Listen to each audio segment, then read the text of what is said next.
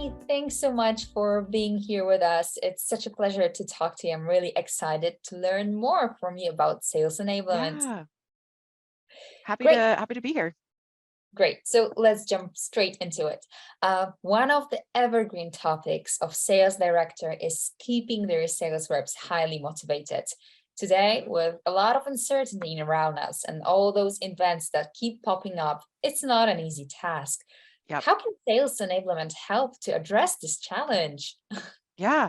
I think one of the key things that enablement can come in and do automatically is just ask a sales leader, a sales director, like, what are your goals? What are you trying to accomplish? And then what are you noticing from the team in particular that maybe they need a little bit more help with? So if your goal is to continue to grow by, I don't know, 3x or 4x or whatever, kind of the goal is, even in this economy and kind of the situation where everybody finds themselves in, then we can go back to the sales leader and say, okay, how is your pipeline generation looking? Well, it's not looking so great. Okay, perfect. Then enablement can come in and kind of start diving into, is it a leads problem? Is it a qualification problem? Is it a discovery problem? Like, identifying kind of that point to where everything is maybe not, meshing together the way that it should be, and then really creating a program around that in order to help. Is it that the reps don't understand? Is that they need maybe some up leveling with their skills? And then what I personally enjoy kind of doing from this perspective is identifying members of the team that are doing it really, really well already, and then highlighting them and their best practices to the rest of the team. So I think this can really help reps stay motivated overall, because now they're learning from a peer. They're seeing that these items, these best practices are actually in practice and working. So all of these things it's no longer just kind of the like, well, do this because I said so. It's do this because we see that it's working. Like, this is fantastic. So identifying that is a really great way to kind of like help keep reps motivated, and especially just kind of their eye focused on, whatever the end goal is in a somewhat tumultuous kind of environment right now. Great. So what you're saying is like discover the real issue, not just have it, oh, low motivation, let's just do some integration or a party or something. No, nail the Exactly. problem and then like create a solution around the real problem and show the good examples that are already in a team with the guys that are highly motivated. Exactly. Okay, so you work with a lot of customers on day-to-day basis. What are some typical mistakes that you see in terms of managing the long-term motivation? For sales reps in particular. Yeah, yeah. One of the things that I've noticed is that usually we don't dig deep enough into what is the root of the problem. I've had leadership come to me before and say, our sales reps are begging for a methodology. And I'm like, well, that's never the case. Like, what? Sales rep never wants to do more process. So you kind of have to take it on yourself to ask those deeper questions. When did this come up? Who are you hearing it from specifically? What is kind of the conversation that's happening around this? When you drill into it a little bit deeper, the methodology conversation as an example, we found out that the reps just weren't familiar with the current processes. Things were changing too quickly. They didn't have enough information around kind of all of the change management that was happening. So it's not that they wanted more process, even though, like, me from an enablement perspective, like, I mean, I'll give you a methodology if you want a methodology. At the end of the day, they just needed help to understand, why am I being asked to do this? Why are there these fields? What are these questions? What's happening? So the change management is really what kind of came about from that. It's not that they wanted more, it's that they needed more information kind of at the beginning. So I would say being sure not to like quickly jump to judgment or assessment of like, yeah, not a problem, I can fix that. And then you roll out an initiative or something that is maybe just a band-aid, and then the root of the problem is still kind of there under the surface, just festering a little bit. So drilling in, asking more questions. I always kind of apologize up front. Like, I'm going to ask you a bunch of really annoying questions, but I promise you it's for a reason. And then you drill into like the ultimate kind of like, that's what we need to solve for. And then all of the trickle down effects will happen. Yeah, and what you're saying is crazy important because like sales leaders, sales managers usually are the ones that did the job right and they tend to jump into solutions right away. Oh, you get a problem, I Yes. got 3 ways you can fix it right away. Yes. And then what you're saying, your role is to dig deeper, be a little bit Yep. annoying with the questions, get into the root, and then like help with the solution. But it's like, the last point of the process that you just mentioned. Yeah, Absolutely. that's great. You mentioned one more crazy important thing, the fast-paced changes. Yes. It's like a really struggle keeping up to date new employees and even current employees with business objectives and major developments, new products, especially when you work in a hybrid workforce. Do you have any tips on how to ensure that new joiners and established team members get the same level of information so that they do not scream for process or like do not like Yeah. are hurt from lack of information? Yeah, really good question. One of the things that I like to advocate for, and that I'm actually in the process of looking into doing, like here internally at my current role, is consolidating all of the information and noise that comes out to your team. So whether they're brand new, they're already overwhelmed, or whether they're existing, probably still overwhelmed quite a bit, you're able to consolidate that all through one team in particular, then the teams understand and they know, like, okay, I have to look out for this newsletter or this kind of video or whatever kind of method of communication you've got.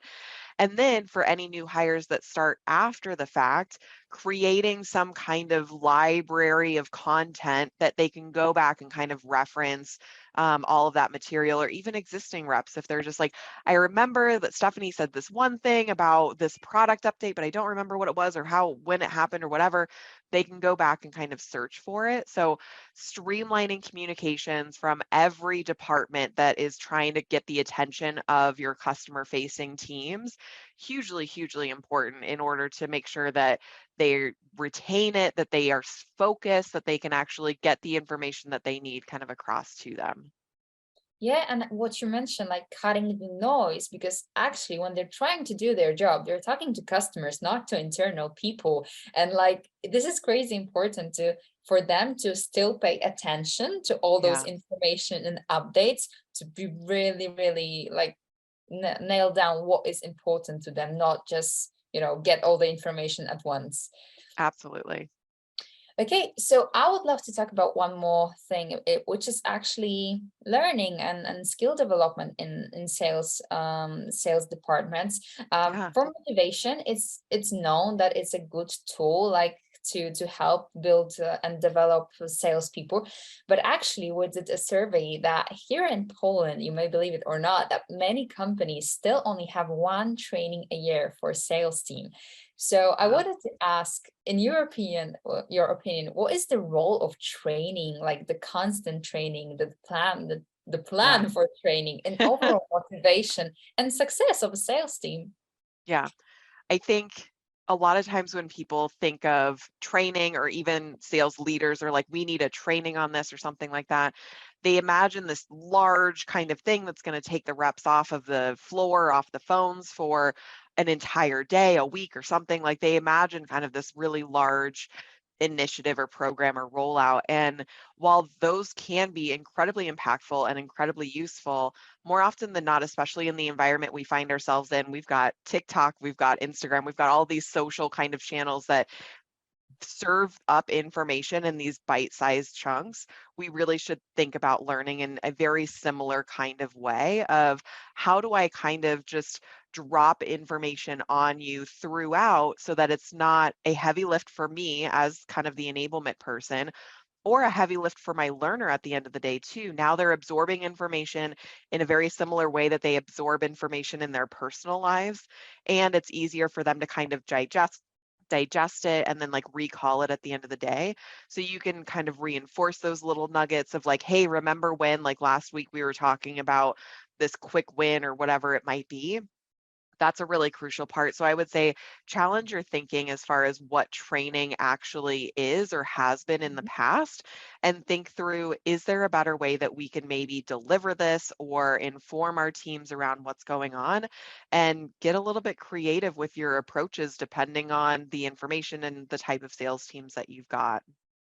And this is something that typically like sales enablement teams can do for the sales team. Is it like you can come up with those solutions, like to try to tweak it? Because normally in Poland, it's still a situation when HR plays a huge role in Mhm. buying and organizing all those trainings. How it is in your market? Yeah. So usually when HR L&D kind of comes in, a lot of times it's kind of high, what I would consider like high level kind of skill development. How do you time manage? How do you, whatever kind of the topic might be. Enablement, especially sales enablement in particular, can come in and say, okay, so we need to, if time management is maybe one of those things, how do we use time management in order to get you to your quota faster and achieve the results that your sales director actually wants? So it's taking that larger topic and pointing it and focusing it to a specific outcome or behavior that we want to change, and then applying that kind of to it in some assessment form in order to kind of get where you need to go. So I would say work with, if you're in enablement, work with your HR and your L&D kind of business partners to say, what are you working on? What can we leverage? And then how can I maybe take that and spin it for a different angle to where the reps can understand how this would actually apply to their everyday lives? So I would say like, don't discount like the differences, like partner with each other to see like work smarter, not harder at the end of the day. Great. Thanks so much. It's a really nice perspective. I'm looking forward to see this change, actually a collaboration and creating those bite-sized content, because there are a lot of things that micro learning is not a new buzzword, but I believe that embracing it is a Yeah. really hard task. Like instead of doing 6 hours of training, try to do a 30-second training, right? Yeah, That's a tough one. it Okay, is. Stephanie, and just to wrap up, what would be the advice that you could share with our leaders here in Poland, who want to nail the sales enablement, who want to start doing it? What could Yeah. you share? Yeah, there's a lot of great content on the internet. So if you literally type in what is sales enablement or how to do sales enablement effectively, you will come up with a number of different communities and blog posts and everything. Enablement is such a hot topic right now, and there's so much information. It's still kind of a young profession overall. So, and ultimately, I think enablement will look a little bit different for every single company. So take as much, like absorb as much information as you possibly can, from either like reading or watching webinars or having discussions with other enablement professionals, that are doing things really successfully, and then figure out what makes the most sense for your organization, what you need support and help with, and define that really clearly. That way, when you do bring on an enablement professional, they can hit the ground running and know exactly what the key metrics that you want to change are. That's what I would say is there's so much information. Just be a sponge and absorb as much of it as you possibly can. Great. And from what we're talking, don't like lay on the quick solution, dig deeper to Exactly. understand the problem, to make sure that your Exactly. solutions are correct. Yep. Thanks Absolutely. so much. Thanks so much for today. Thanks so much for sharing your knowledge and expertise. Yeah. If people want to find you and learn more about you, how can they do that? Yeah, you can find me on LinkedIn for sure. My name is like here at the bottom. So reach out to me on LinkedIn if you ever want to have a conversation. I'm always happy to. So, and then one of the other pieces that I'll plug is I co-founded a enablement community that's run on Slack called the Enablement Squad. That's a great area. We've got over 1,700 members kind of across the globe. So if you're a leader looking to learn more, if you're somebody who wants to maybe like look into getting into sales enablement, if you're already in enablement, find us. You can just Google the Enablement Squad. You can find our website and join our Slack community from there.